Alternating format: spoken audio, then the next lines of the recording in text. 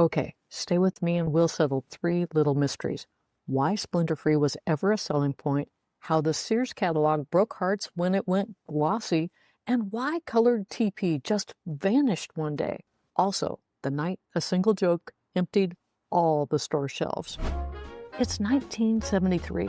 You're settling in for the night. You turn on the TV. Ed McMahon's voice booms. Here's Johnny.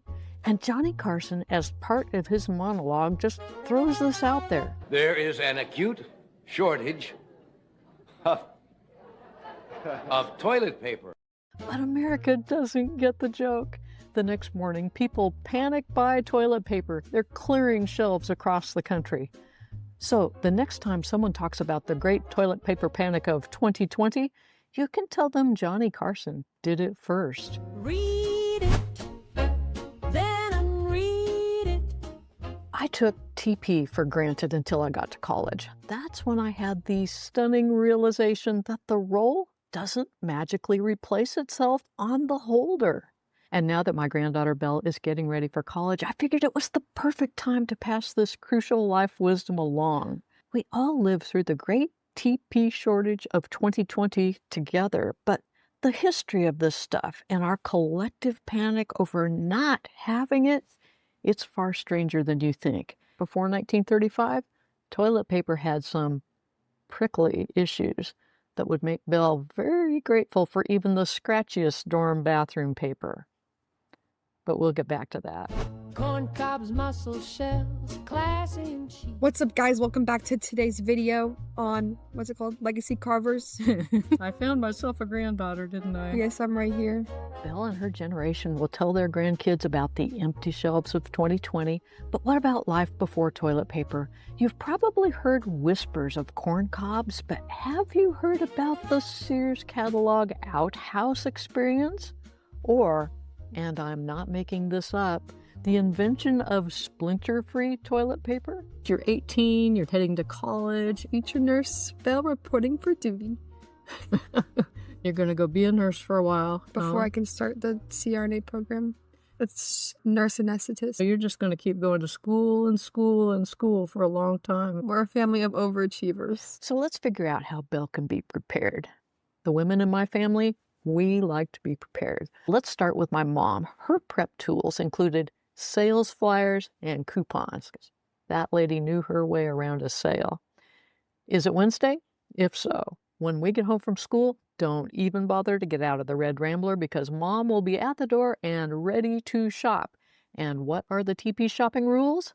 Get some whenever it's on sale, even if you already have a bunch at home. And go for the best price. Never complain if it's rough or thin. Just be happy you didn't grow up in the Depression, that your paper isn't a page from last year's Sears catalog, and that you aren't using it in an outhouse. One year to read, next year's TP. Looking back, the two things that I really remember about TP as a kid was that we always had it stashed all over the place in the back of closets and wherever we could find room. And also, it came in colors. Now it's all white. What's with that?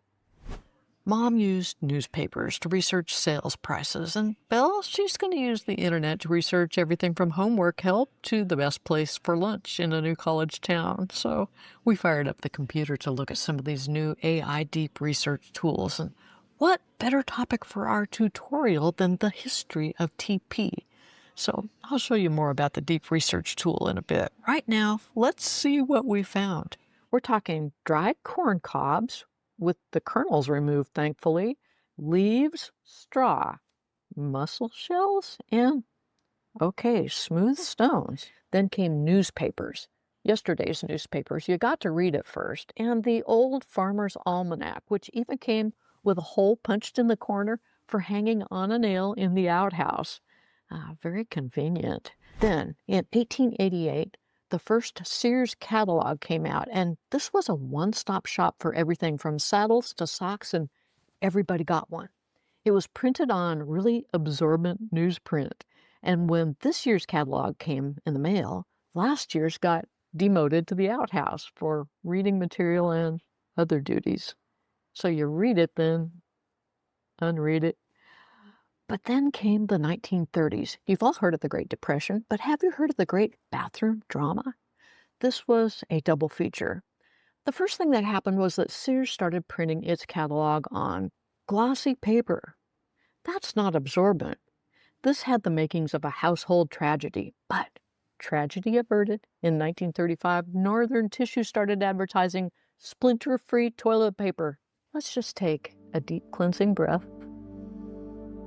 and let's linger together in a moment of gratitude to Northern Tissue for this amazing invention.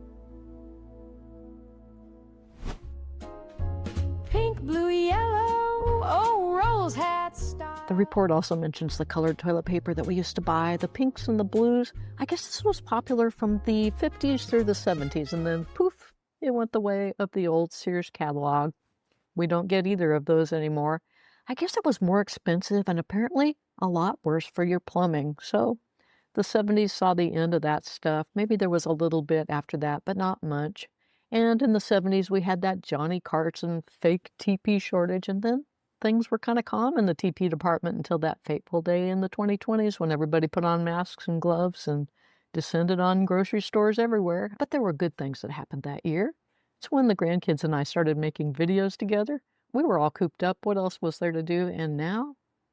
College? Okay, let's make my mom proud and get Belle all prepared for college using some AI deep research tools. I actually showed her how to use several of these, but let's stick to the one for our TP research right now. This is ChatGPT's deep research reporting tool. It's great for getting to the bottom of any topic. Here, when you go to these tools, there's this one called Deep Research. And if you turn that on and run it, then it'll give you these big long reports. So you can research various things. I pasted in a prompt asking about the Sears catalog, what people used before TP, and the history of its invention. I'll put the full prompt in the video description.